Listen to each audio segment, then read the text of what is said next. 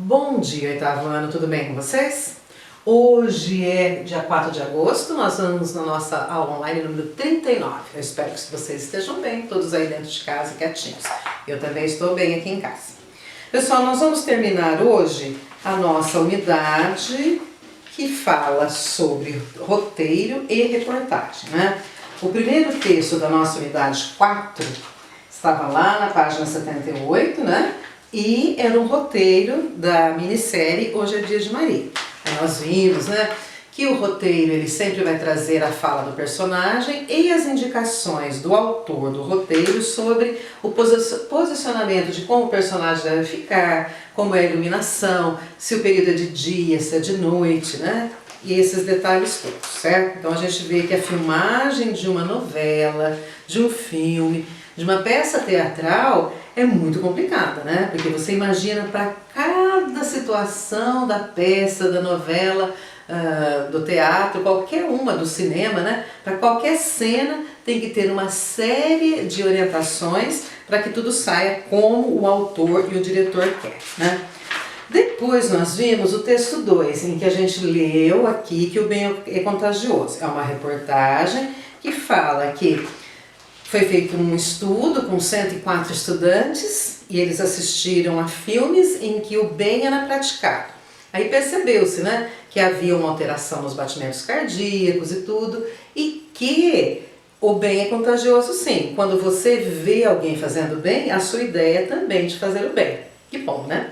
Então vamos lá. Lá na página 96 nós temos algumas perguntinhas aqui sobre a questão do gênero reportagem. A reportagem de jornal, a reportagem de revista, a reportagem que você vê publicada num site, ela é um estudo mais aprofundado de um determinado assunto. Uma reportagem sempre vai buscar a opinião de especialistas no assunto. Então vai entrevistar um especialista ou especialistas, né, mais de uma pessoa. Essa pessoa vai dar a opinião dela sobre determinado assunto e aí o repórter vai escrever a reportagem baseada em tudo que ele viu, que ele ouviu, nos dados que ele coletou, certo?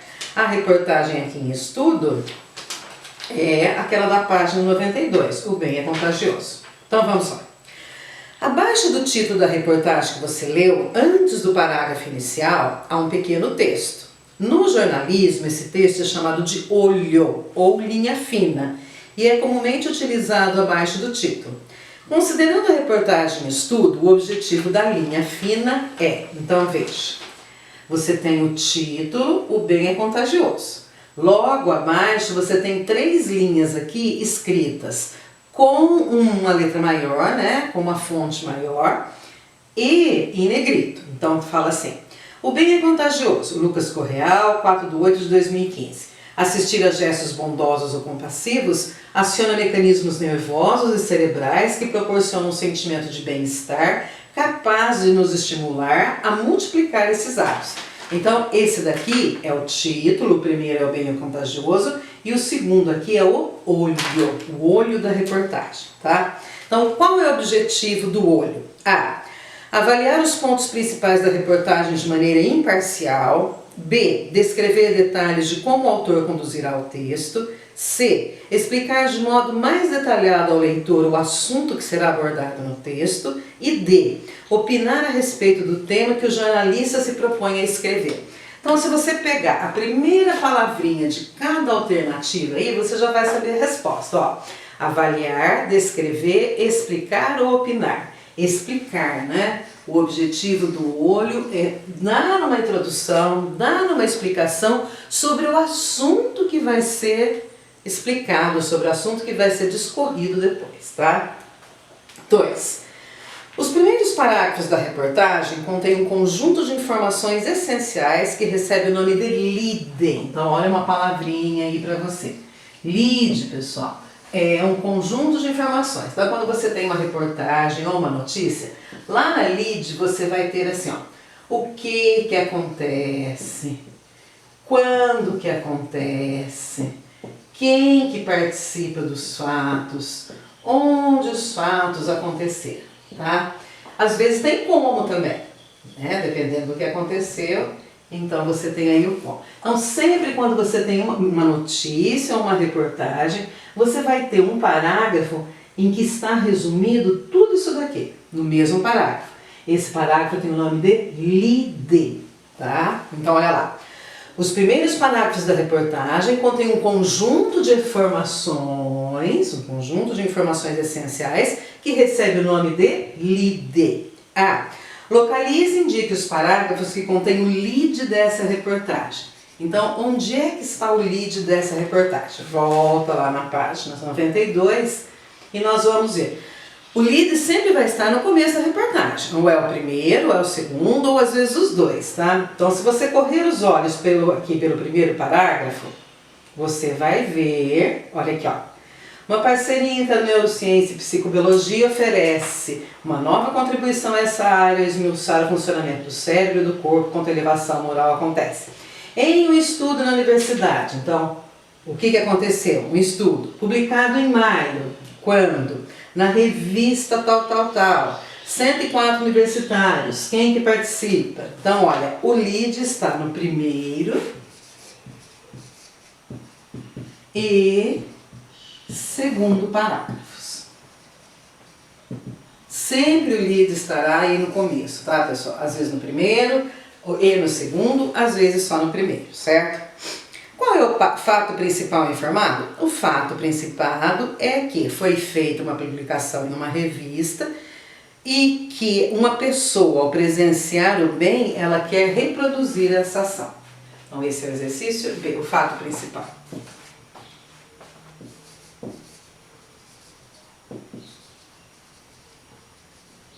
O fato principal é a publicação em uma revista sobre, a publicação é sobre uma pesquisa que mostra o quê? Agora vem o fato principal, que mostra que quando uma pessoa presencia o bem, ela quer reproduzir esse bem. Quando uma pessoa presencia o bem, ela quer reproduzir o bem também.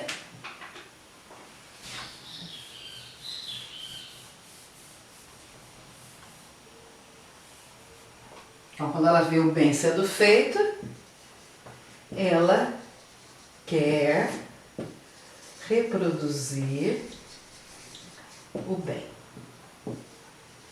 também. O bem também, certo? Então, parece que é como o título fala, né? É contagioso. Quando uma pessoa vê uma outra pessoa fazendo alguma coisa boa, essa pessoa que viu também quer fazer uma coisa boa. Pode até ser um filme, uma novela, né?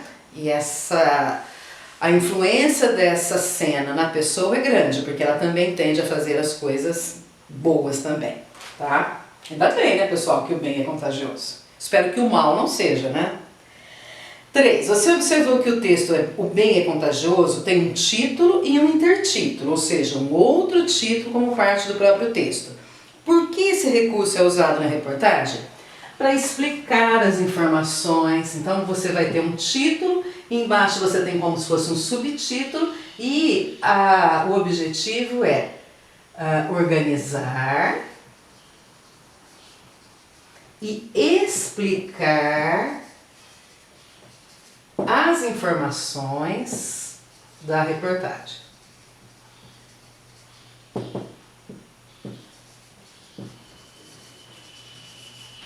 Ou seja, você vai ter um texto longo pela frente, né? Uma reportagem sempre é um texto maior do que uma notícia. Então você vai ter o título e antes que a pessoa comece a ler esse texto longo que é a reportagem, ela vai ter um resuminho, ela vai ter uma explicação.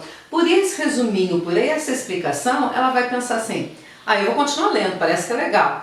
Não, isso daqui eu não quero ler agora, depois eu leio, tá? Então, esse resuminho é importante para atrair a atenção do leitor. Então, essas informações da reportagem vão ser organizadas, tá? E é uma explicação sobre o que vem na sequência. 4. Releia o texto e reflita um pouco mais sobre algumas características do gênero reportagem. Qual é o tempo verbal predominante no texto? Se nós voltarmos lá no texto, você vai falar assim, ó. Vamos pegar aqui qualquer pedacinho. Lá na página 93, a primeira linha, ó. Uma vez que a atividade do SNP está ligada a sentimentos de simpatia em relação a outras pessoas e a um comportamento mais sociável, os pesquisadores, tal. Então você percebe que o tempo verbal aqui, ó, os pesquisadores, uma vez que a atividade está ligada, então está ligada, o tempo aí é o presente do modo indicativo.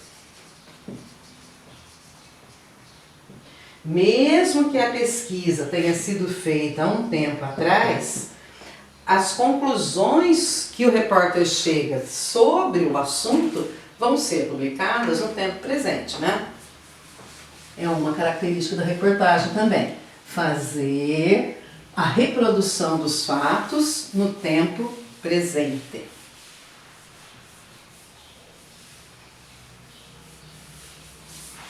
Então vamos. Exercício, esse é o 4A. 4B. Nas reportagens é comum o uso de recursos que comprovem as ideias do texto, ilustrando-as ou aprofundando mais o tema. Isso ocorre no texto lido? Explique sua resposta. Sim, aparece imagem, olha, você tem um infográfico, você tem uma imagem e você tem uma foto. Qual o objetivo dessas duas imagens aqui? Explicar melhor o conteúdo da reportagem. Então olha aqui, ó. Isso ocorre no texto lido? Sim, ocorre. Agora, explique a sua resposta. Então, foram acrescentadas entrevistas e imagens.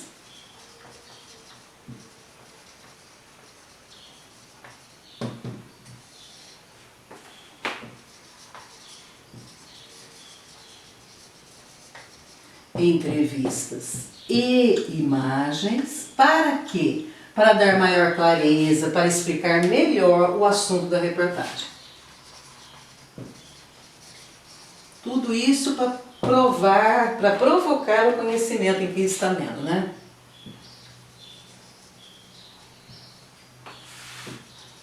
Para explicar melhor o assunto da reportagem. Para que o leitor realmente entenda o que está sendo feito ali, tá? C. Em que tipo de suporte as reportagens são normalmente publicadas? Pessoal, suporte é o lugar onde foi publicado. Onde é que as reportagens podem ser publicadas?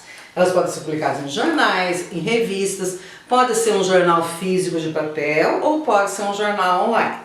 Pode ser uma revista física de papel ou pode ser também uma revista virtual, uma revista online. Agora o exercício pergunta onde que essa reportagem foi publicada. Então é só você voltar aqui no final e você vai ver revistaplaneta.com.br. Então é uma revista virtual, tá? Em que tipo de suporte? Em que tipo de suporte elas são normalmente vinculadas?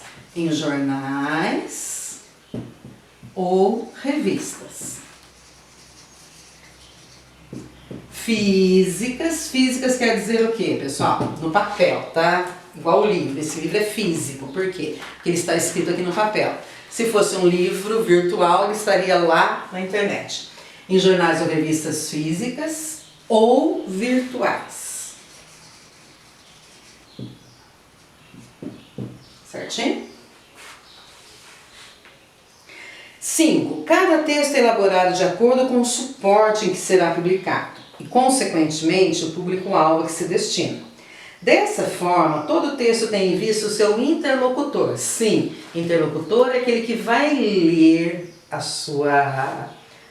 vai ler a reportagem, vai ler o texto que você escreve, né? Se você estiver falando alguma coisa, o interlocutor é aquele que está ouvindo. Então, o interlocutor é aquele que reage com você. Então, no momento aqui, o interlocutor é quem está assistindo a essa aula online, né? Aqui, então, sabendo disso, bem é contagioso, é destinado principalmente a leitores. Então, a questão é saber, para quem que esse texto é destinado? Do público em geral, dado que se organiza de modo a possibilitar a compreensão de pessoas diversas. Homens, pois o assunto abordado é mais comum no universo masculino. Jovens, uma vez que as escolhas linguísticas e a estrutura textual mostram esse fim. Crianças, porque pretende convencê-las de que praticar o bem é importante. Para quem foi escrito esse texto? Público em geral, homens, jovens ou crianças? 5, pessoal, público em geral, né? Não especificamente os homens, nem mulheres, nem crianças. O texto foi publicado para qualquer pessoa que olhou lá o assunto da reportagem, teve interesse e parou para ler, tá? 6. Em geral, as reportagens são elaboradas com imparcialidade, ou seja, o texto é desenvolvido sem deixar clara qualquer posição do locutor textual em relação ao assunto. Ou seja, a pessoa que escreve, ela não pode dar a opinião dela, nem concordar ou discordar, dizer se gostou ou se não gostou do assunto ou do resultado da pesquisa, né? Então os alunos lá as pessoas lá foram analisadas enquanto elas assistiam filmes. Então quem está escrevendo a reportagem não pode falar assim: olha, eu gostei quando eu vi isso, não gostei quando eu vi aquilo. Por quê? Porque é uma reportagem, não é um tipo de texto para se dar opinião. O texto é imparcial, ele é desenvolvido sem deixar clara qualquer posição do locutor, se ele gostou, se ele não gostou, se ele é contra, se ele é a favor, se ele concorda ou discorda, tá? Selecione e transcreva um exemplo de recurso de linguagem empregado no texto para garantir imparcialidade à reportagem. Para ser imparcial, os verbos não estão na primeira pessoa. Ele não vai falar assim, ó, eu li uma pesquisa em que as pessoas tal. Não, ele não vai usar a primeira pessoa. O uso de verbos vai estar de que jeito? Terceira pessoa do singular ou plural. Eles fizeram uma pesquisa, tá? Ou até mesmo na voz passiva. A pesquisa foi feita sem usar a primeira pessoa, sem ele falar assim, ó, eu entrevistei o especialista. Não, ele vai colocar assim, ó, o especialista foi ouvido, tal. Então esse é um recurso para você dar a ideia de imparcialidade. Você não usar a primeira pessoa, não usar o eu. O texto está escrito de acordo com a norma padrão? Sim. Por quê? Porque ele segue as regras da gramática. Sim, pois ele segue as regras da gramática normativa. O que é isso, gramática normativa? A gramática que tem todas as normas, todas as regrinhas de uso de concordância, acentuação, pontuação, tudo, né? Tudo que é regra, as regras da gramática normativa. Certo? 8. A linguagem do texto é objetiva, isto é, o tema é apresentado de maneira direta ou de modo subjetivo, com predominância do ponto de vista e dos sentimentos pessoais do autor? Não, né? Nós já colocamos aqui na resposta 6 que o autor ele assume uma postura imparcial. Ele não fala em primeira pessoa, ele fala em terceira pessoa. Então aqui, olha, é como se fosse um complemento. A 8ª está complementando a 6 aqui, ó. A linguagem do texto é objetiva? Não, a linguagem... Aliás, sim, a linguagem é objetiva, sim. Ela não é subjetiva. Vamos até rever aqui. A linguagem do texto é objetiva? Sim. Ela não é subjetiva. Agora sim, né, pessoal? Ponto final. A reportagem traz informações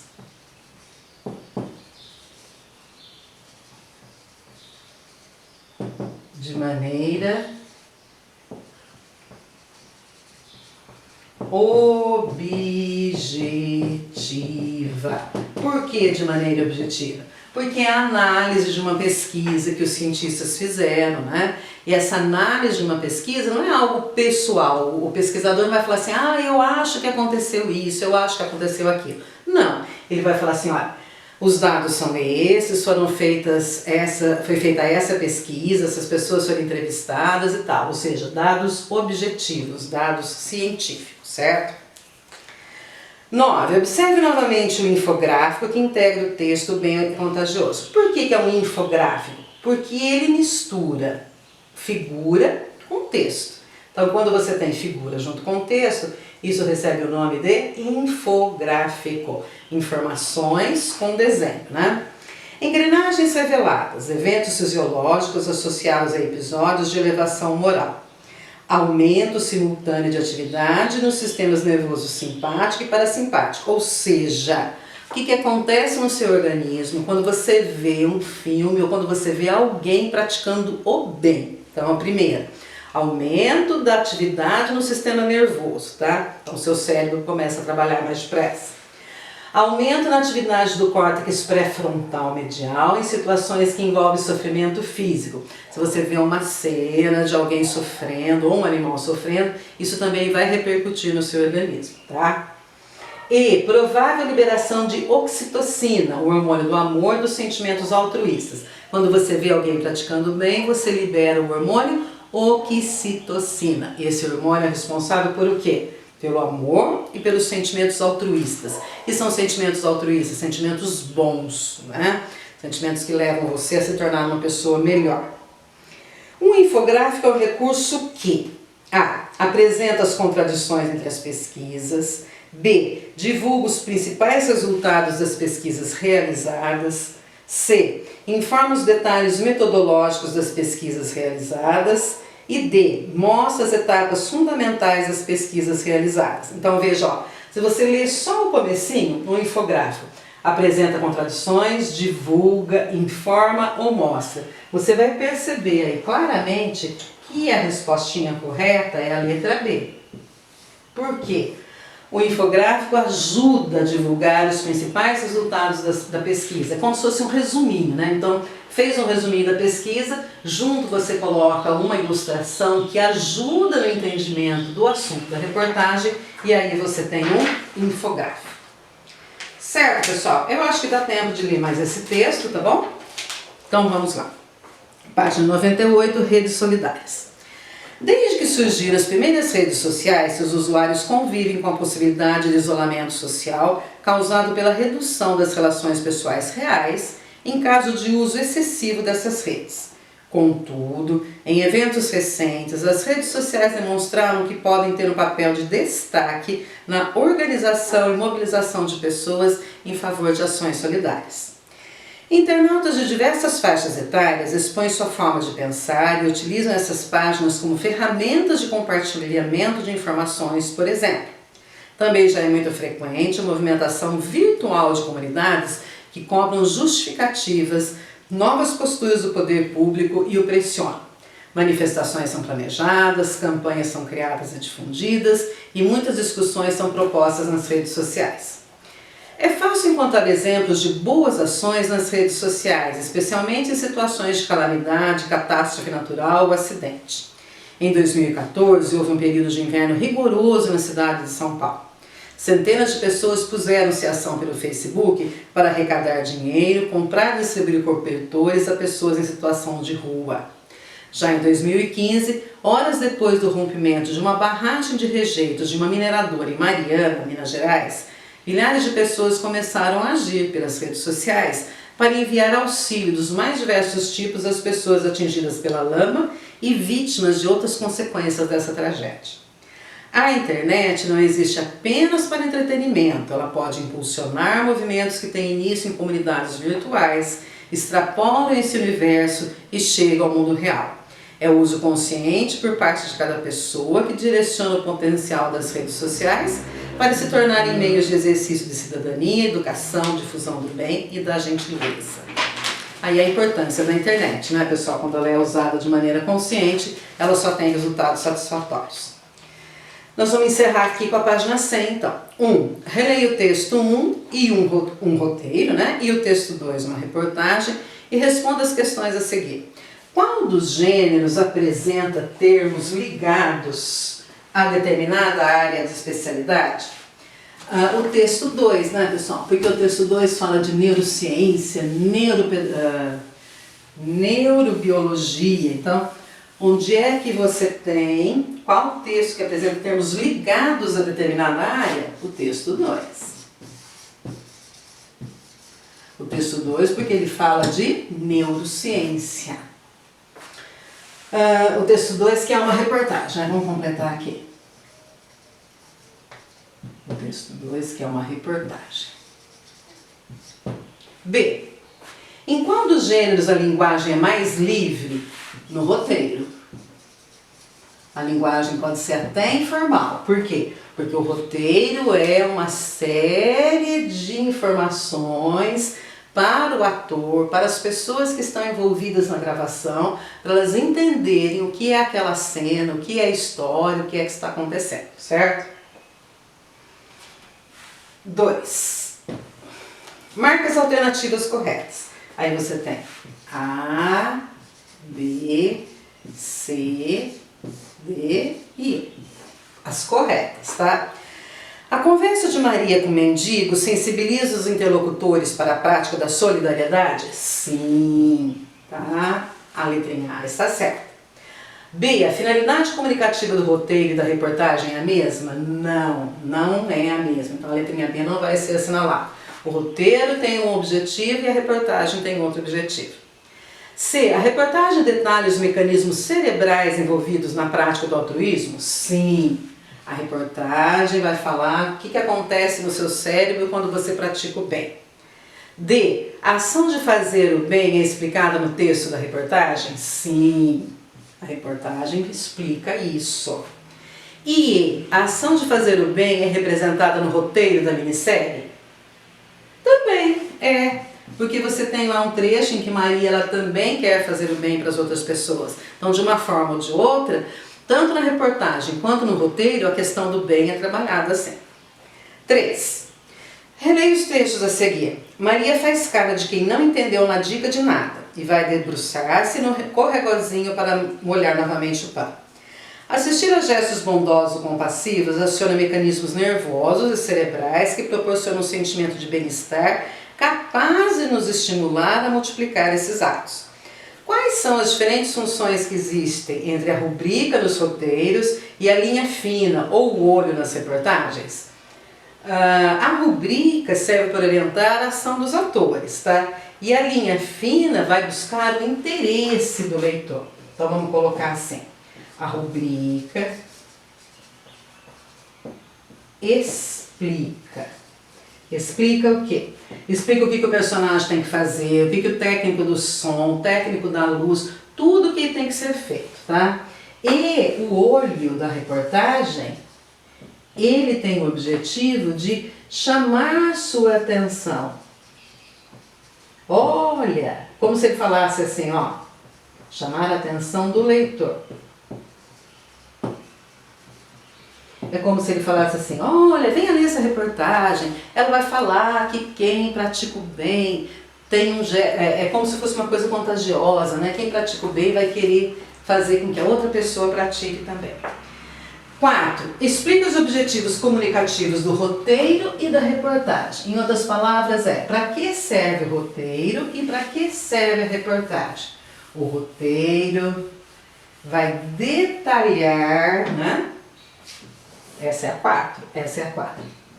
O roteiro detalha o trabalho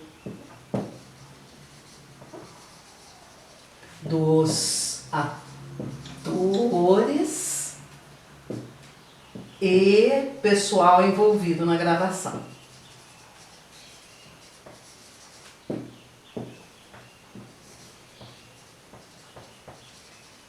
Tá? Então todo mundo que é envolvido na gravação tem que ter acesso ao roteiro para saber o que é que está acontecendo naquelas cenas. Tá? A reportagem, qual é a função da reportagem? Ela comunica e explica fatos. Pode ser fatos científicos, pode ser um fato do cotidiano, tá? Mas a função dela é escrever tudo o que aconteceu e explicar o que aconteceu. Então, se for uma reportagem, por exemplo, sobre a pandemia, o repórter vai ouvir os médicos, ele vai procurar pesquisadores, vai procurar cientistas,